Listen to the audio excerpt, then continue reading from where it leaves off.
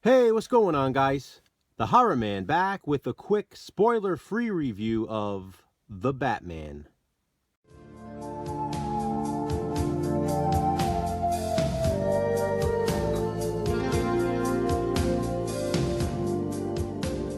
The Batman is a 2022 film, just released, written by Matt Reeves and Peter Craig, and directed by Matt Reeves.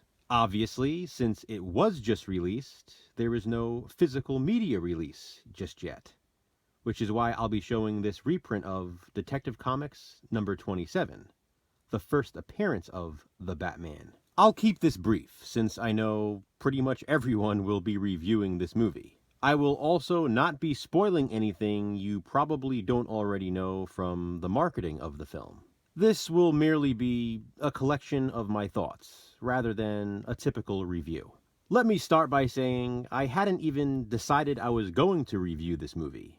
I just wanted to watch it and see how it went. Within the first 10 minutes, though, I knew I needed to talk about it. It's only March, and 2022 has been knocking it out of the park with movies. I guess I could say the same for last year as well. There have been some great films released. I've always been a fan of Batman, more so than other superheroes. That's mainly because he's just a regular man without superpowers, just money. I like pretty much every Batman adaptation I've seen, both live action and animated.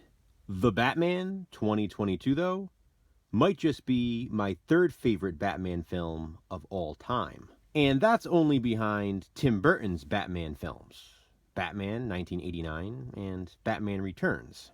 Those are just way too nostalgic for me, and the Batman movies I grew up on. Michael Keaton, the Batman in Tim Burton's Batman films, is also my favorite Batman of all time.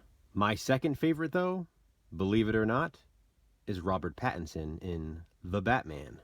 You can laugh all you want and say what you will, but a lot of people didn't think Heath Ledger would make a good Joker either. Remember that?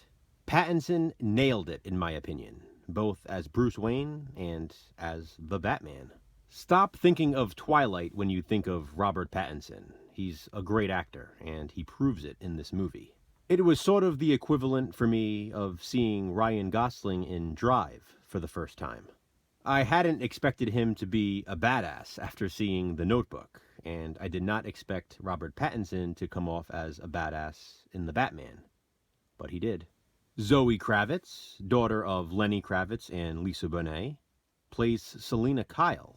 She's beautiful, and I think she was also great in the role. I really liked Jeffrey Wright as Lieutenant Gordon. Andy Serkis did well as Alfred. John Turturro was amazing as always in his role. Colin Farrell played the Penguin, and you'd never believe it. It's nearly impossible to recognize him. It's incredible. The real star for me, though, is Paul Dano as the Riddler.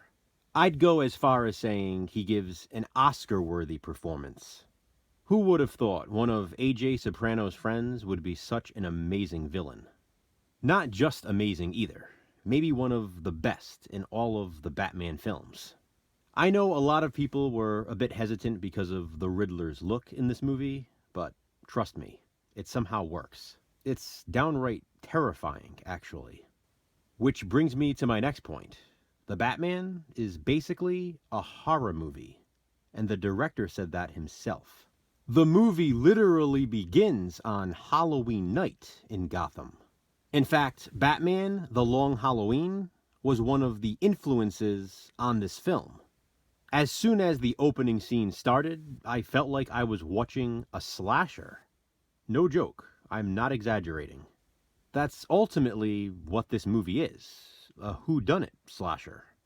It's a whodunit slasher with Batman characters. The Batman is also very much a mafia film, and I love that as well.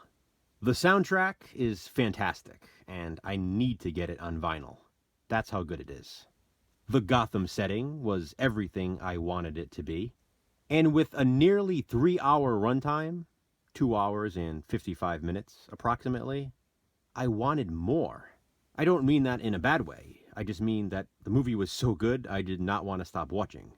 And you guys know how I feel about long movies. I could have watched The Batman for another 3 hours. I loved it.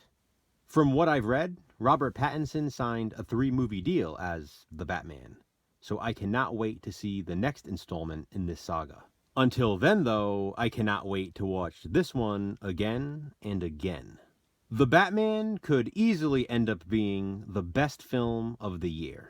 Even with 10 months left in 2022, it'll be tough to top this one. What do you guys think?